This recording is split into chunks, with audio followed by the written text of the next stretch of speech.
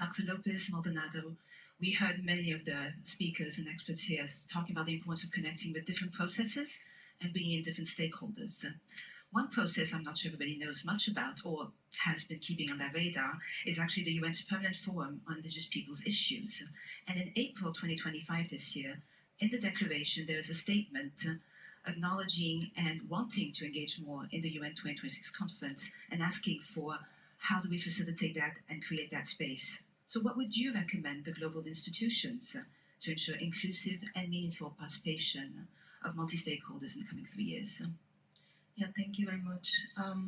I think it's important to emphasize that we can have declarations, manifestos, calls to action, but we need to move from the rhetoric to the reality and to consider the reality of indigenous peoples.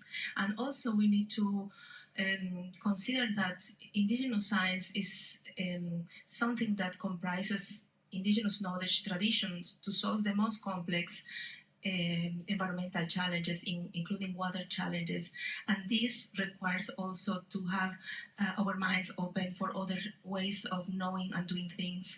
And indigenous peoples, they have proved to know things and to monitor things with so much precision and rigor and also accuracy. So there is also an important aspect that we as a scientist as well, we need to look at that information. I want to also emphasize that for global institutions, it is important to interact with indigenous communities in a way that they can inform not only the practice but also the policy. We need to have this science-based evidence to inform the drafts, the manuscripts that are shared with member states, for example. And there are many indigenous scientists out there that can support those frameworks at global level.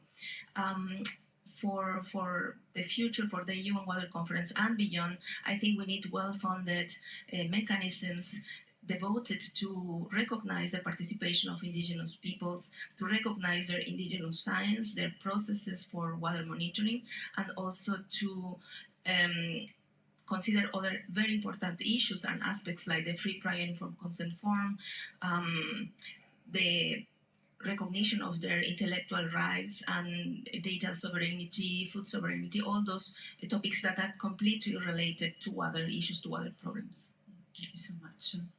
I'd like to share with you also that in the lead up to this high-level panel, we also did an online consultation to identify what are the top priorities leading towards the UN 2026 conference.